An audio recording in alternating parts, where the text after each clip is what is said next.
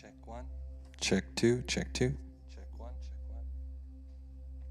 Check one. 1 1. 1 1 1. Thank you, sir. Do you care who uses which one? Nope.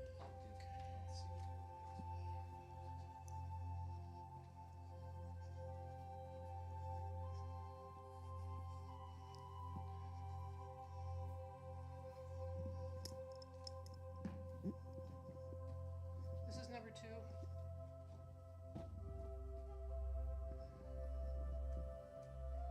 This is 2 and I'll use it. Thanks.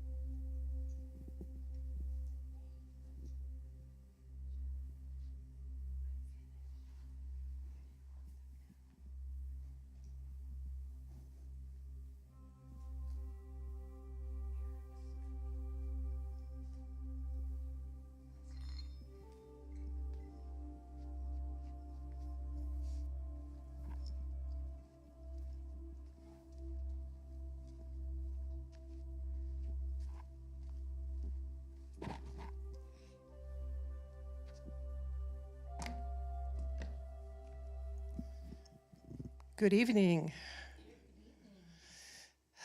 I greet you tonight in the name of all that is good, all that is holy, and all that is sacred, and in the warm and loving energy of this community. Spiritual Life Center honors all people who worship in stone temples and circles in nature because we know that there is no place, no space that God does not grace. If you're with us for the very first time tonight or watching online for the very first time tonight, we especially want to welcome you because we know that you are not here by accident, that everybody is here by divine appointment. I got ahead of you there. Let's do that together. Everybody is here by divine appointment. That's much better. And I'd like to invite Pam Logan up. She is one of our chaplains, and she's going to pray us in tonight.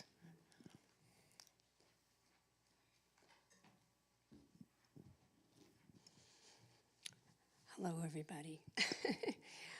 Let's take a deep breath and settle into the chair and feel the support of that chair, knowing you are in the right place at the right time.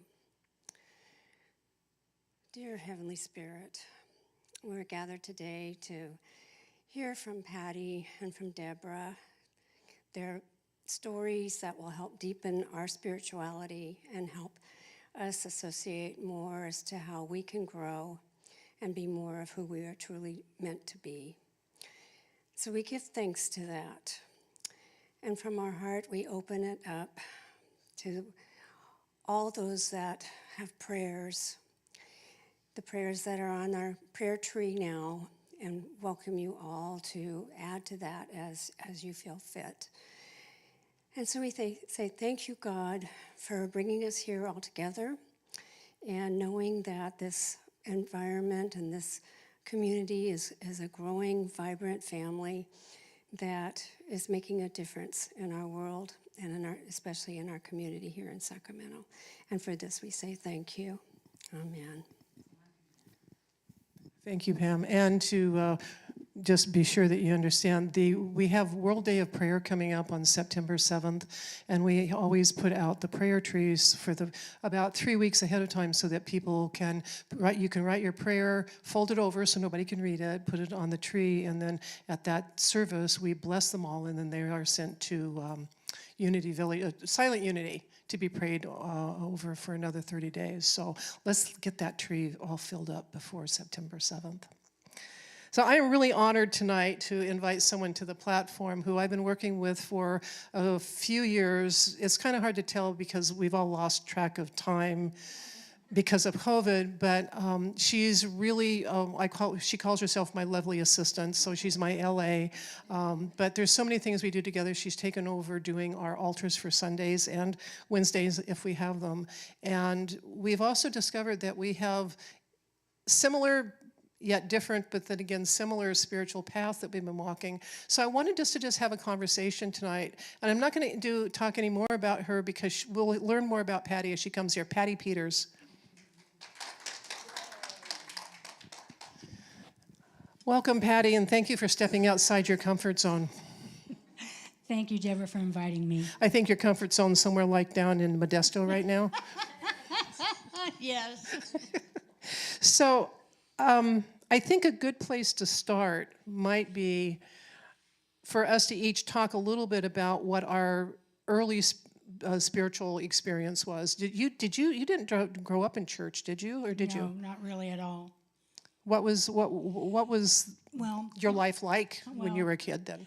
My dad was Catholic and not really a practicing Catholic, but for some reason he took me and my brother to Catholic church a few times, and at that time it was in Latin.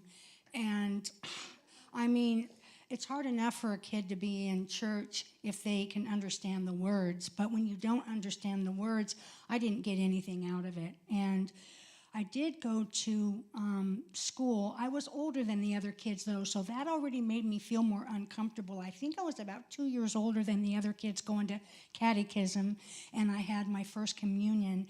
And I think that was the last time I went to an organized church through high school.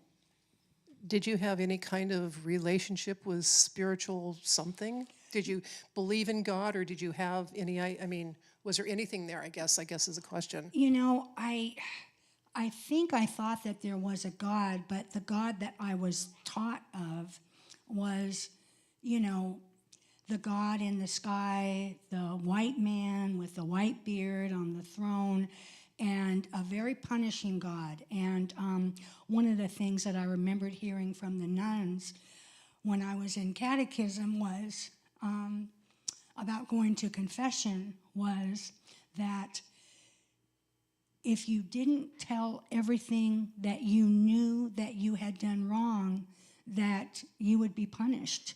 And so I was literally terrified, and I remember being in a confessional. Do you go to confessional when you're a kid like that? But I remember being terrified that I was going to miss something and I was going to be eternally punished by this God who scared the heck out of me. Or the hell into you. Yeah. Okay, so I was raised in the Episcopal Church. They sent me to the Methodist Church, and I know I've told this story before. And all I remember about the Methodist Church is they tried to bore me to death because all we did was color pictures of Jesus. And so when we moved to the Episcopal Church when I was about 7 or 8, I refused to go to Sunday school. And my mother said, well, first of all, you're going to hurt the teachers' feelings. And I said, I don't care. I'm not going to Sunday school. I'm not coloring any more pictures of Jesus. And then the other part is she said, you have to sit very quietly. And I was happy to do that because I loved the liturgy. But we did English, for one thing. The Episcopalians were doing English. And I felt something. I just had that early connection. And so I felt something. And I was in the Episcopal Church all the way through high school. And then some things happened that turned me off from that. But I've always had some sort of a connection. And then things got, my life changed and put me on a path, which is where ours start to. How old were you when you started finally finding some sort of spiritual connection? Well, really when I was around 30, and what happened at that time, and I did believe in God, and I had some kind of connection, and I went to like a Christian church a few times, but I never found a church to call home. And what happened to me when I was about 30 was I realized due to getting in trouble at work, and that's a whole nother story for another day, I went to get sober. And what happened, which before I ever got sober, where I had a belief in God, was what happened was this. I was forced to go to some meetings to keep my job, and I heard something that made me realize I wanted to get sober, but I couldn't do it on my own. So I wanted to go to a treatment center.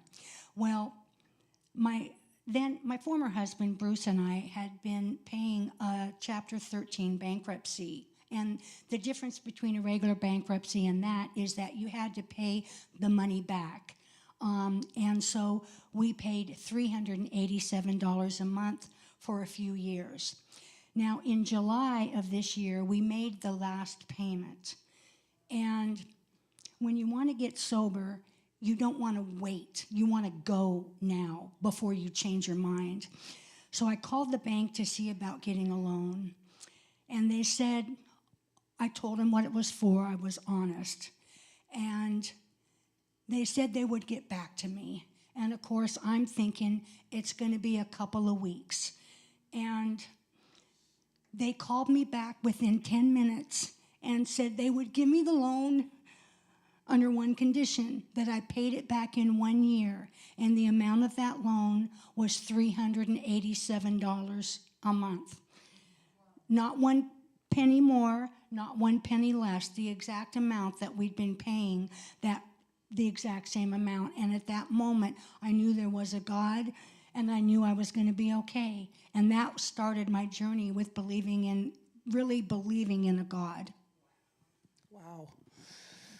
Okay, I think we're done here. Okay, so you got into a program and you worked, but you didn't come to Unity for a long time, did you? When did you find Unity? I didn't find Unity till about 5 years ago.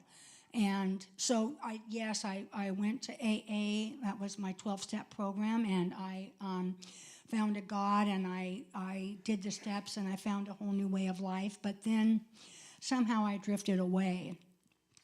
And even though I still had a God, I met a man, and he was involved. He wanted to get into Kabbalah, which is a wonderful tradition. But unfortunately for us, we got involved in a cult, and we didn't realize it right away. And so for about 2 years, we went to this group, and it was wonderful at first, but then all of a sudden, we learned tarot and astrology and wonderful things all combined in the Kabbalah, and it is a wonderful tradition. Let me just make that perfectly clear. But we realized it was a cult we were involved in, and so we left. And so we decided we would try different churches until one stuck, I guess, and tried that for a while. But I did find one church, Christian church, called The Warehouse out in Rancho, and I really liked it. But the problem was, for me, I hope it's okay to say, but I could not abide that. I believe that, religion is geographically based, okay? That's just the truth of things. Mostly, you grow up in a certain locale, and, you're Muslim or Hindu, or you practice, Christianity, and I didn't think that was fair or right, that Jesus was the only way to God if you were born somewhere that didn't practice Christianity. And the other thing was the fact that they were espousing love, love, love, but yet homosexuality was a sin. And I can remember one Sunday at church and being in there and thinking, I come to church and I'm leaving church and I'm not homosexual. So that wasn't it. I wasn't feeling bad about myself in that way, but I left church feeling worse than when I went there. And I thought, this is not right. I think you felt like it wasn't right. That's right, I did. And a friend of mine at church was talking about this place that she had been coming, and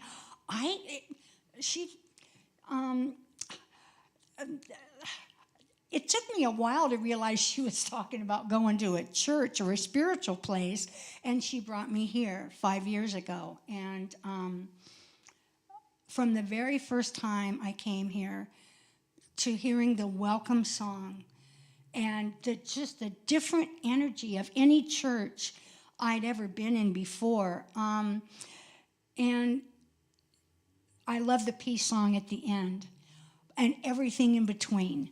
And whereas the other churches I'd been to, I most times had to force myself to go, and I never did go real regular, that's the truth. But I never had to make myself come here. Since I started, with very few exceptions, the only time I haven't come on a Sunday is when I was out of town. So that's how much Unity got me, and this spiritual place right here, Spiritual Life Center in particular. Okay, so that's how you got to here. Yes. And so we need to go back to where, so I spent about 10 years or so unchurched. I couldn't go to the Episcopal Church. I was trying to figure out how to be married to this guy, and all that stuff. Life was happening. I was in my 20s, and so I was married, and there was this other couple that we spent time with, and we were going to go up. We were in Arizona, and we were going to go up to the mountains to get a Christmas tree. And the morning that we were supposed to go, my husband decided he didn't want to go. Now, we were living hand to mouth. We never got to go anywhere. We didn't have enough money to walk out the door. And so, this was going to be a really special treat, and I was in tears. And then I heard this voice that say, if you don't go, you'll never see Judy and Dick again. And I thought, I didn't think much of it. so I finally talked him into going. So we went up and we got we got the tree, and it was on the top of his car. And we had stopped and gotten hot chocolate, and we were heading down the mountain, and it was a divided highway, little 2 lanes each way. And we got behind this white, I think it was a Chevy, and they had a tree wrapped up in a sheet in the trunk, and it was hanging out, and we were in our 20s, we're making jokes about, dead bodies and things, just whatever. And then we were behind this guy, and who was behind another car, and who kept thinking he was going to change lanes and move and pass it, and he didn't. So Dick, who was the other couple is Dick and Judy, and so he pulls into the left lane to pass this white car, and I'm sitting in the back of this Bronco, and I look down, and that car just started coming right at us. He just changed lanes, and he hit us, and we went sideways, and I thought, okay, he's going to straighten out, and he kept coming, and he hit us again. And I remember watching Dick driving, I remember that wheel just spinning as he was trying to control the vehicle, and we stopped at an angle like this. Now, this is one of the quietest men I've ever known, and we stopped, and he looked at his wife, and he said, "Get out!" And she looked at him, and he screamed at her, he yelled at her, "Get out!" And she was so startled, she got out, I got out, my husband got out, and Dick got out, and I walked over. It was straight down. And if we hadn't been in the back of that Bronco, it would have gone over. So I went home, and again, I was like at one of the lowest points financially and emotionally in my life. I managed to do it without alcohol, but I got there anyway. And, and I started looking, and this is great because Ann Roach tells a story about looking in the yellow pages for a church. I looked in the yellow pages for a church. And I thought, well, maybe I could try the Baptist. No, I don't think so. That just isn't going to work. And I looked, and there was this advertisement for this little church. I don't even remember the name of it. I thought, that sounds like that might be safe. And so I went to it. And it was kind of, you walked in, and it felt like the carpet was this thick. And it was so quiet in there, and it was round. And minute I put my foot in there, I knew I was home. Well, it was a metaphysical church. It was an independent New Thought church. And the minister was, he probably was in his 80s. I thought he was 107. He was, we're talking elderly. And his wife had recently passed. And so often, she was the mystic, and he was kind of the practical guy. And we all went, and we would sit there, and everybody would sleep through his sermons. He was the sweetest man. And about a month later, I found out that there was a Unity Church like 5 blocks away. And they said they teach the same thing. And so I go toddling over, and I'm 27 years old, 26 years old. I was so furious that nobody had ever told me about this stuff before. I had heard of Daily Word. It had been all over my little town. And, and of course, most people come into this in their 30s and 40s and 50s. I'm 27 going, how comes nobody told me about this? And so I immediately knew I wanted to be a minister. Now, this is where the story starts to converge with Patty. So I knew where I belonged. And I didn't quite fit, partly because I was so young. The average age in that church at the time was 42, I think. And so I talked to the minister, Blaine Mays, who was the president of International New Thought Alliance. I mean, God put me with a mentor like you couldn't ask for. And he said, I'm not going to, first of all, I was in a bad marriage. I didn't have any money. I didn't have a degree. I didn't even know what I was doing every day. And here I'm saying, I want to be a minister. And go recommend me to a seminary. And he looked at me and he said, yes. I mean, I didn't list all that, but he knew. But he said yes to me. And he said, but I'm not going to recommend you to Unity School, partly because there were politics going on with, And he said, but his mother had left Unity to become religious science so that she could train ministers in the field because she didn't believe that you should have to give up 3 years of your life to become a minister. So he sent me over to her. She did not like me. She did not want me in her class. But she took me. Oh my God, she was an awful teacher. I learned more about teaching from her because she was such a terrible teacher. But the week before, a couple weeks after I made that decision, I was in tears because I was leaving Unity, and I knew it was so silly. And I went to Blaine, and I said, I know it's silly. He said, Deborah, it's all the same thing. So I did 3 years of practitioner training in religious science. And then I left to go to Utah, and of course there were 2 religious science churches at the time because they had an argument over flowers or something. As only churches could do. And so there were 2 different, and so the one that I was part of, they didn't have it in Salt Lake City. And so I went up there and for a couple of years, and I actually started a little organization, and I think if I had stuck with it, it would have done something, but I didn't know enough, you know? So then my life changed again, and I came back to Arizona and then came to California, and it took me a long time to find church again, but it was 36 years before I was ordained. But let's go back to I ended up studying religious science for 3 years. So Patty comes to me last year and says, I would love to do these things with you and for you, but these are my days I can't because I am taking some religious science, now known as Science of Mind, actually Centers for Spiritual Living is what they're called now. I've been studying Science of Mind for about a year, which is like Deborah's mentor told her. It's the same thing. It's the same thing. There's just a few little differences, but the teaching's relatively the same. But okay, so Science of Mind, and that's actually the name of the textbook, and there's an actual textbook. So what took you over there? What was, I know you had a friend who was part of it, but what attracted you to it?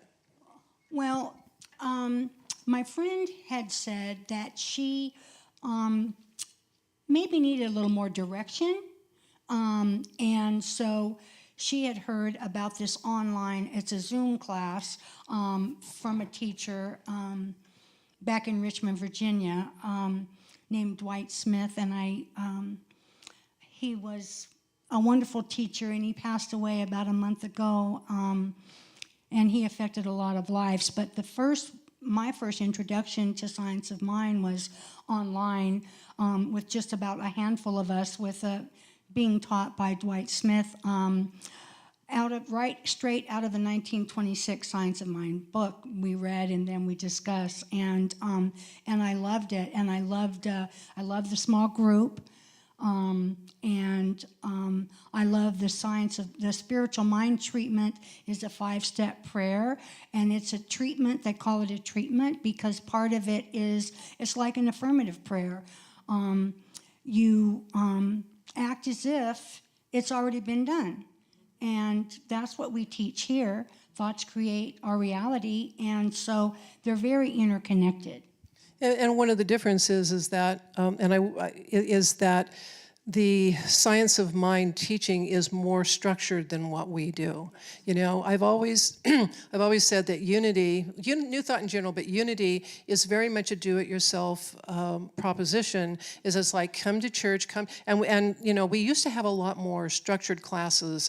Now there are a lot of them online now, aren't they, Elaine? Yeah, you know, but we used to have, in the churches, there used to be more structured classes, but even those, the way Unity teaches is like, here's the information, go work with it, do your own work. And that's great, but sometimes we need a little more structure. And so I think, and Patty and I talking about this, we've both found that I didn't realize until talking to Patty, even though this woman was just, I mean, trust me, she couldn't teach you how to tie your shoes, okay? My being in that environment and reading all of those books that my 27, 28, 29-year-old brain, you know, could absorb on some level, I understand now that I pull on that all the time. It really put it into an incubator for me. And then in talking to Patty, it's like, oh yeah, I do know that. You know, but it's a different vocabulary. Ernest Holmes was the Fillmores really stayed with Christianity. They tweaked it a little bit. Ernest Holmes stayed with Christianity, or stayed with Jesus and the Christ, but he was trying to get as far away from the Presbyterians as he could. And he really didn't want flowers or anything on the podium, on the platform, because he wanted to make sure people were only focusing on the mental science. Yeah. So how would you, how has your science of mind studies enhanced or affected your unity relationship? Well, do you know what I'm asking you? Because I don't know what I'm asking. I'm not sure. Okay. Then we're on the same page, all right. Well, it has enhanced it because I do like have some structure, and I have found found some in-person science of mind classes, and I like the groups. I like the groups because I found that obviously, like Sunday service is wonderful. I highly encourage it. But I like the small groups. One of my favorite teachers, if I might say, is I like Teresa Campos. When she's been here, she's done several classes. And one of the things that my mother had always said to me, because I cry a lot, and she always told me that was a sign of weakness, and I bought into that for many years. And it was during a class that Teresa was teaching, and I don't know if it was astrology or what, because we were in small groups, and whatever the nature of the small group was I realized my crying is about compassion. It wasn't not about being weak. And I had known for years, but I had this aha moment in one of her classes. And the way that science of mind has helped me here is it's helped with my creativity in just everything in my life. It has allowed me to realize, to be more open to, I'm 67 years old, so I was in my 60s when I was introduced to unity, because it was just 5 years ago. And, I still feel I have a lot of life left. I have a lot of life to give, I feel like I'm just beginning. It sounds maybe silly, but I feel like I'm just beginning, and it's wonderful. Well, we tend to live longer than, that's one of the reasons Unity churches are filled with old people, because we're just going to hang around because we're healthier and we're happier. And, I think this idea, that of going to different churches, even within the New Thought, some people say, well, why are you leaving us? It's like, I'm just exploring different things. And I think it's really healthy to look into how other people are teaching what we teach, because I know there's an organization called International Metaphysical Ministry. It is a for-profit group, but they teach. You can go through and do a program with them, and you can become ordained. It started out as a correspondence course back in the 60s. And he just kind of upgraded it as he went along. And he started doing psychic research in the 50s and 60s, and then he did stuff with Unity. He read everything that anybody ever did. And I know somebody turned me on to them, because after I was ordained, because the way I got ordained was I was sitting there listening to Jim Lee at Christ Unity one day, and I actually heard a voice that said, "It's time, call Blaine and ask him to ordain you." I hadn't talked to Blaine in like 15 years. And I called him up and I said, "This is what I've been doing. This is all the work I've done. These are the degrees I've got now, blah, blah." He said, "Come down, I'd love to ordain you." And then I realized that I'd never had to write a paper. I'd never had to learn how to express all of this. And so someone recommended this group, and I went through it, and it helped me learn how to really, articulate what we teach. This other person who recommended it to me went through it too, because they needed to have an ordination for the work they were doing. And they were so Unity that they struggled for several months because the vocabulary was different.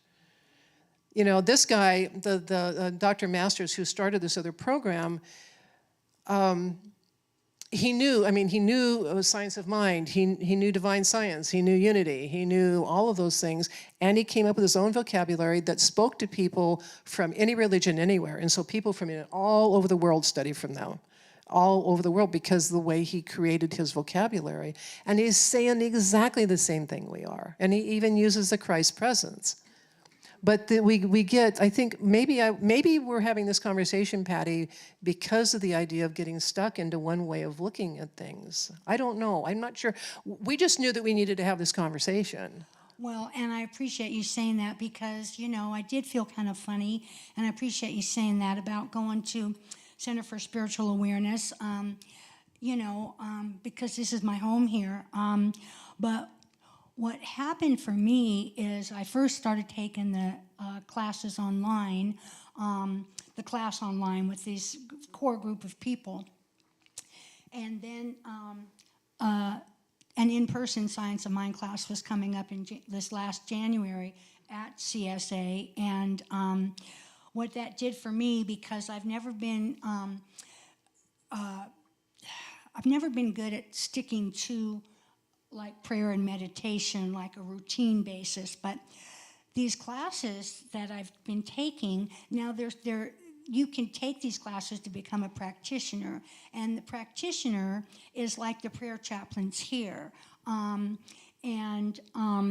They just pray in the specific Science of Mind way, which is a 5-step prayer. And the first step is you realize that God is all there is. And 2, you unify with God. And 3, you realize that whatever it is that you're asking for has already been given.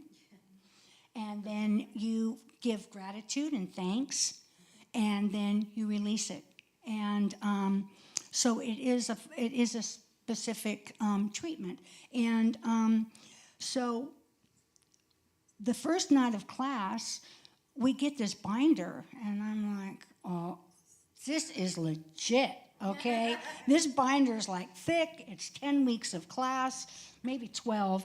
And what that did is I wanted to study. If I'm going to take a class, I'm going to give it my all. And so it forced me in a way to read the Science of Mind book and then read the questions, all the pages, and do the homework and this and that, and pray and meditate. And that really helped me on my path, And so I now pray and meditate on a regular basis because it started me on that path, which I wasn't self-motivated enough to be steady on before. And most people aren't. I think, let's be real here, most people, you will find people who is like, oh yeah, I meditate every day for 30 minutes, and people probably think I do that too, and that's just, that's not how I operate either. Life happens, and so being a part of something that helps give you that structure is really helpful, especially when you first start.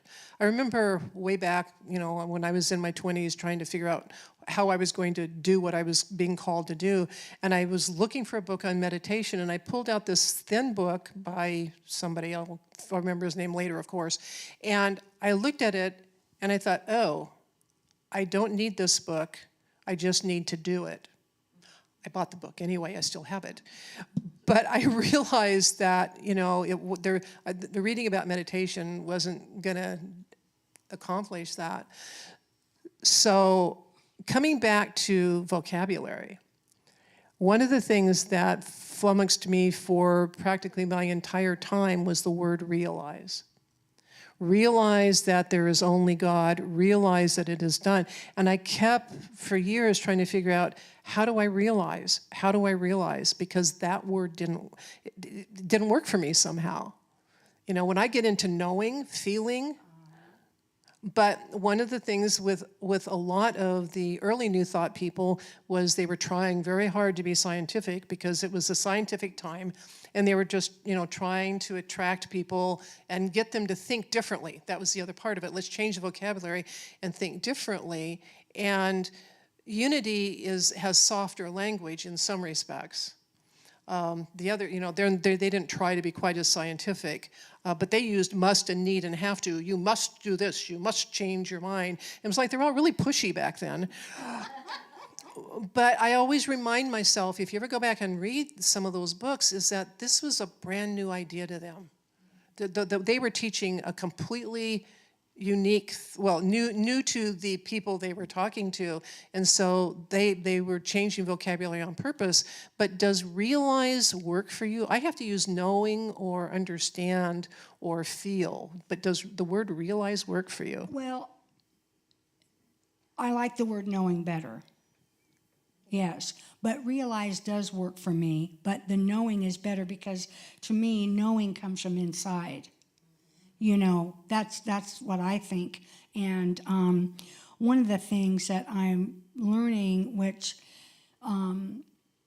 through all of this, is that I can change my thought at any time. Because sometimes I have found myself, feeling a certain way and not liking it and kind of dwelling on it anyway. And knowing that I don't have to do that to myself, if you will, so I can change my thought at any time. We talk a lot here about thoughts create our experience. It's one of our 5 principles. And sometimes, I know I do, you read the principles and then you set them aside. But, when I really stop and think about what I'm thinking and that I can change it, I lost my thought. You realize what's going on. No, I mean, that's what I was thinking as you were saying that, is that for me, the realization is the part where I know I have to make a change. Then I can get into my knowing. Then I can get into my heart. Then I can get with the flow of the spiritual energy. For me, realization is more intellectual. And then it goes into that knowing. It's like, oh, I've been thinking, no, I shouldn't be thinking this. This way of thinking is not getting me anywhere. And in fact, it's making me feel kind of sick to my stomach. And so, I don't like that. I'm going to change it, and I change it, and like, oh, look what I've been doing to myself. That's the realization. Then I can drop into my heart. Is that? That's exactly right. That's exactly right. And, I used to not really think about, I see people, and there's an example I'll use. My husband and I met on a blind date. Somebody that I worked with and his wife, who worked for my husband, set us up on this blind date, and the 4 of us went out. And we were going to, at some point in the day, go to a meal. And this couple talked about the fact that they never got good service. Wherever they went, they never got good service. And you will think that I'm telling a fib, but I'm not. I am not. My husband and I got served our meal, and this couple is still waiting and waiting. I'm not making this up. We waited, and we were going to wait for them to obviously get their meal before we ate, and finally, after some time, and the wait staff's coming, I'm so sorry, it'll be out soon. We were there for 45 minutes, and I swear to you, this couple never got their meal. And they asked if they wanted them to, I guess, box it up to go, and they said, never mind, but it never made it to the table. And I didn't know then, I had an inkling that they were creating their own reality, but I didn't know it at the time. I couldn't put my finger on it. And I've seen people, and I'm guilty, I'm not saying I'm not, that you think a certain way, something bad's going to happen, and then something bad happens. And I mean, we all do that, but I still do that. But I try to catch myself. And sometimes, like I said, I go down that road and I stay on that road because I want to feel bad. I'm in the mood. I want to put on a song that makes me like just even go further into that depression, you know. So anyway. Okay. Well, you know, I keep saying the thing I saw on Facebook. It says, "Was it a bad day, or was it a bad 5 minutes that you milked all day?" Yeah, I had a friend who was convinced that every single medical procedure she ever had or would be disastrous, and she would have a horrible reaction, and horrible things would happen.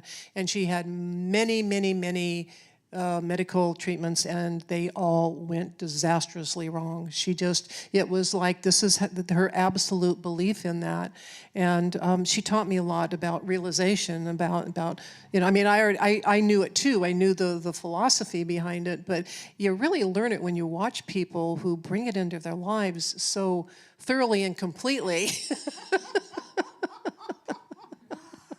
So, you know, the blending of these two particular teachings, and we're only talking about these two because we've both experienced them, and I've also, you know, studied with Dr. Masters' material, and I've read Emma Curtis Hopkins and tried to dip into, and I haven't read everything everybody's ever written. I just dip into it and I get what I need, you know, from it, and then go on to something else, because I'm realizing no matter where I look now, they're saying exactly the same thing in different words. And then, so now I started paying attention to, all right, I've heard this 3 times. Maybe they're talking to me. Maybe I should be looking at this thing that keeps coming up in my face. So, how do you, where are you in your internal relationship to spirit now, compared to, say, when you were 30? Oh, there's no comparison. There's no comparison because, you know, I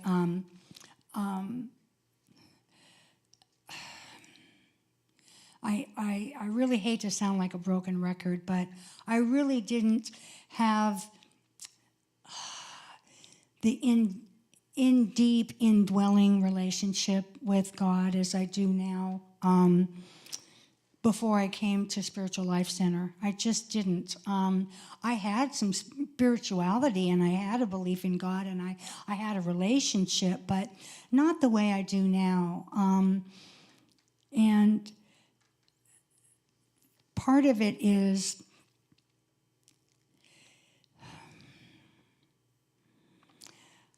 I always thought that God was out there. I never understood that God was in me. I never understood that there was a Christ within me. And I love that when I came to Unity, you know, I wasn't told that I had to accept this God or that God. That was the main thing. And so I learned this chant or mantra, whatever. It's just 4 lines, and it really resonated with me. There's only one life. That life is God's life. That life is perfect. That life is my life now. And when I heard that for the first time, I fell in love with it. It just resonated with me. It may not with other people, but it did with me. And in the Science of Mind class, we learned about mala beads, which are 108 beads. And you say a mantra 108 times, which sounds pretty daunting at first. It sounds like it's going to go on forever. And so this first day, it was part of our lesson. I got these beads. Well, first I used toothpicks because I didn't have the beads. I counted out 108 toothpicks and did that one at a time. I swear I did. So I did that, and I said that mantra, and it was one of the most fulfilling things I've ever done, and went straight from that into a meditation. And for me, personally, it was very fulfilling, and I felt the presence of God right there with me in an unbelievable way. walking on air. I was walking on air, and later that day, I'm driving in the car, and I hear that song, Peaceful, Easy Feeling by the Eagles, and I'm like, oh my gosh, that's exactly how I feel. I've got this peaceful, easy feeling. It was just wonderful. It was just wonderful, and that was what really started me to do this practice every day. And so my relationship with God is my relationship with myself, with the God inside me, is different than anything I ever had imagined in my life before. Well, I remember one of the privileges that I have as a minister is watching the lights go on for people. And I've had two remarkable experiences. One is when my Thursday morning group spent 4 months working on the Lord's Prayer, just talking about what it meant to them. And I had 3 people who were raised in the Church of Rome, and it was the Our Father. It wasn't even the Lord's Prayer, and it meant absolutely nothing to them because it was something that they had to simply repeat when they were kids. And as we spent that time, I thought we were going to go through this prayer in like 3 weeks, and we ended up spending a week on every single line and change. What does this word mean? And I started over that period of time seeing lights come on in the eyes of 2 of these people. And I remember, I still get chills thinking about that. It was such an honor to be part of us watching them turn on their lights. And so there was a day that Patty came into my office, and it almost makes me want to cry, as she had just come in from doing one of your first 108, what are the beads called? Mala beads. And the look on your face and the look in your eyes and your entire presence, you were a changed person. And it was like such an honor that you came to tell me. But the look of wonder on your face and in your eyes was absolutely remarkable. And I thank you for sharing that with me when you did, because, and we all have those experiences. Sometimes they're really bigger. This is a big experience for you. Sometimes they're so small that we go, something happened. But, but the structure, the foundation, we need a foundation for our spirituality. And even though I can say that this woman she was not a good teacher. She just sat there and talked to us, and we just had to write down everything she said. For 3 years, she just talked to us, and I wrote down everything she said. And but somehow my subconscious took it in, and I had that foundation. And you've already mentioned this, so I think you're okay if we mention it again. The 12-step program came from people who were involved in New Thought. And, Emma Curtis Hopkins taught 12 lessons. This whole idea of 12, 12, 12 goes throughout. I think Ernest Holmes is one of the few who didn't put things into 12s. And he studied with Emma Curtis Hopkins. But that foundation, I'm wondering, is when you finally found unity, you found something familiar going from 12 into what we teach, because there's a lot of similarities. Yeah. Yes. Well, and I'm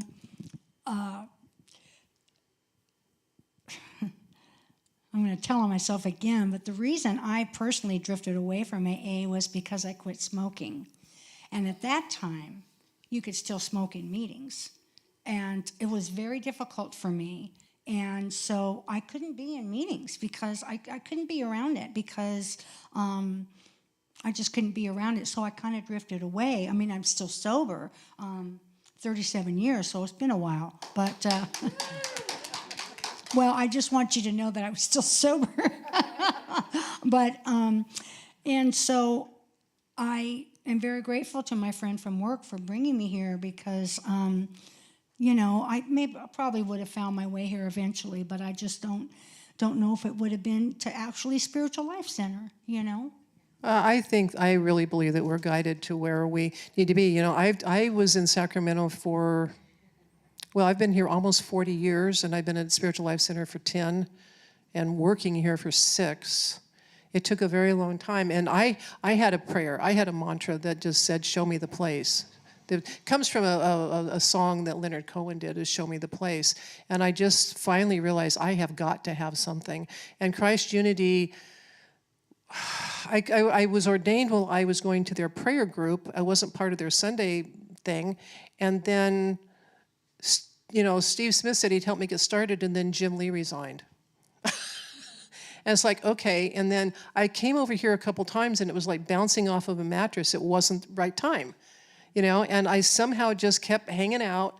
And then one day I came and I found out Steve Smith was here, and he was here for a very short period of time. I believe he came here, waited for me, got me in here, and then he left. Because clearly it was all about me. But it was that window.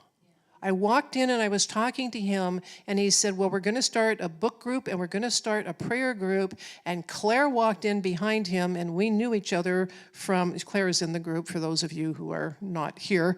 And we knew each other from the Episcopal Church. And she walked up behind me and she said, Deborah can do the book group. And he said, no, Deborah's thing is prayer, you're doing the book group. And then Claire and I came to the book group, and when she was gone, I would, support her and whatever. But I wandered for a long time. And this is the only church, I swear, I have ever fit into, ever, which tells you something about Spiritual Life Center. But, we both had a foundation for this kind of thinking before we came here. I thought maybe that's where, and then I just found it so interesting that you started studying science of mind, and you brought me that gift of reminding me how much I actually learned from studying it, but it was so long ago and so much in my 27-year-old, 28-year-old subconscious, but I use it all the time. I just translate it into Unity terminology. Well, I don't use anybody's terminology that much, but yeah, So the spiritual path is not straight. It is not something that you can predict. It's not something that you can plan, but God will be sitting at the different kiosks along the way chuckling. Right? Right, that's for sure. Yeah, I mean, if you had planned it, would you have even thought of this? I mean, could you have even planned how you... No, not even close. And I appreciate you, Deborah, being someone that I could talk to about going to another church and taking classes, because I did feel funny bringing it up, but they complement each other. It's not one over the other. It's one and the other, so that you can have an abundance of whatever it is you're trying to learn, Did you know that I had done a 3-year program with... No. Oh, so you didn't even... When you came to me, you didn't know that. No, yeah. no. Yeah. I mean, so what I love about this entire way of teaching is that the path, we get to see our path. We get to see how our paths converge. We get to find out more about each other in interesting ways, not just about, how many times you've been married and what have you been through in your life. It's like, how did I get here, not from the physical material point of view, but how did I get spiritually dragged into this? Because you can run, but you cannot hide when Spirit calls, right? Right. Do you have anything else to add, Patty? I just want to say that I'm very blown away that I'm sitting up here with you tonight, and I'm just overcome with emotion for the love of God and the love of this community here, and I feel very blessed. So thank you for inviting me here tonight, Deborah. Well, thank you for coming up here. And I was remembering the other day, 5 years ago, Patty was coming in and she was volunteering, and I was told that she wanted to really get to know me. And so we went to lunch, and Patty and I had absolutely nothing to talk about. We just sat there and went, good food, how you been? I don't even know what we talked about. I don't either. And then now we've got this. And so, I mean, it's like Spirit Spirit takes, if you allow Spirit to work in and through you, this is what comes of it. Patty and I work together in many different ways now, and it's such an honor to have you as my friend and to work with you and to watch your spiritual growth. Thank you so much. Thank you, Deborah.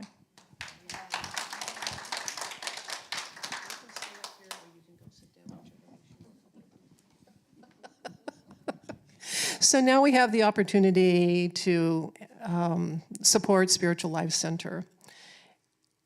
And if you are online, you can, thank you, you can text SLC Love at 44321. You can go to our website, you can click on the donate button, and of course you can always find other ways to donate. You can just mail something in if you want to do that as well. And of course, click on, let's see, like, share, what are the other, pardon?